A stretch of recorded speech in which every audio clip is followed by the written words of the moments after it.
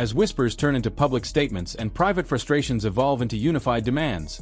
The power dynamics within the league have shifted in a way no one foresaw even a year ago.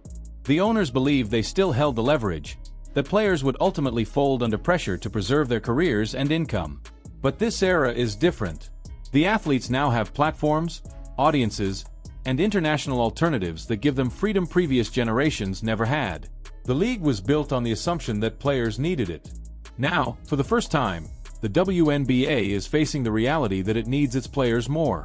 This reversal became even more apparent when sponsorship representatives began contacting agents directly. Brands that invested heavily in the league were suddenly concerned about the optics of a labor dispute. They didn't want to be associated with a league accused of undervaluing the very women driving its growth. Some sponsors hinted they would shift their marketing dollars toward individual athletes rather than the WNBA itself. For players, this was a revelation. Their financial stability no longer relied solely on league contracts. Many realized that even during a lockout, they could still earn through endorsements, appearances, international play, and private events. The threat that once kept athletes compliant no longer carried weight. Meanwhile, the owners underestimated the cultural shift that had unfolded around the league. Fans who once watched casually now felt emotionally invested in the players' fight for fairness. Social media became flooded with support for the athletes, with many arguing that a lockout was justified if it forced the league to modernize. Younger fans in particular expressed frustration toward leadership, accusing the league of capitalizing on player popularity without providing them the respect and pay they deserved. The more the league attempted to control the narrative, the more backlash it received. Every vague statement and dismissive comment became fuel for the movement. Behind the scenes, the union began preparing strategies that previous generations could never implement. Players discussed coordinated media appearances, social campaigns, and partnerships that would allow them to control public perception during a lockout. Analysts noted that this level of preparation suggested the players were not only serious, but confident. They understood their value in a way the league hoped they didn't. And at the center of that confidence was Caitlin Clark. Her refusal to sign the proposal instantly shifted leverage because her presence alone could determine how much attention the league received. If she stood outside the WNBA during a lockout, the media would follow her. Sponsors would follow her. Fans would follow her. That reality terrified league executives who had counted on her to stabilize growth.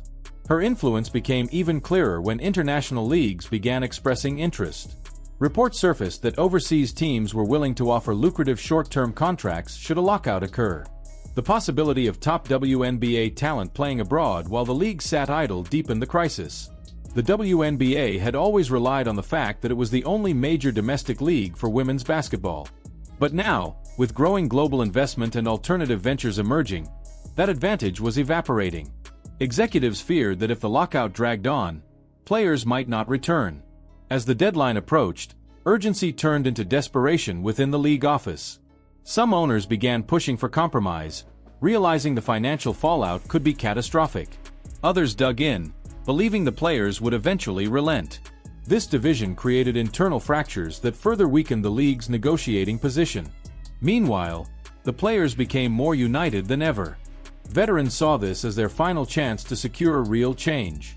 Younger players viewed it as the foundation of their careers. International athletes recognized that the outcome would determine whether they remained in the league long-term. And through all of it, Caitlin Clark's stance became the symbolic rallying point.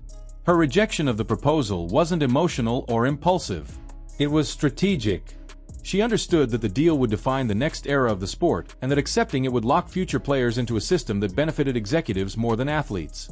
Her decision signaled maturity and leadership beyond her years, and it reshaped how teammates and rivals viewed her. Instead of being seen solely as the face of a marketing boom, she became the face of a movement. Now, as negotiations stall completely, the league stands on the edge of a moment that could either elevate women's basketball to unprecedented heights or plunge it into instability. A lockout could destroy crucial momentum, alienate new fans, and damage relationships with broadcasters. But it could also force structural change that players have waited decades to achieve. The stakes are enormous, and both sides know the next move will determine everything. The pressure on the WNBA leadership is immense. Every passing day without progress increases the likelihood of a lockout. Behind the scenes, ownership groups are calculating financial projections, debating how long they can withstand a stoppage, and questioning whether they misjudged the power shift within the league. At the same time, players are preparing for the possibility of a prolonged battle, confident that public support and alternative opportunities will sustain them. The truth is unavoidable.